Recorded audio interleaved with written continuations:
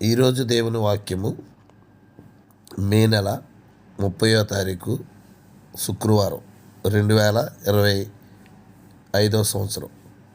మేలు చేయుట నీ చేతనైనప్పుడు దాన్ని పొందదగిన వారికి చేయకుండా వెనుక తీయకము.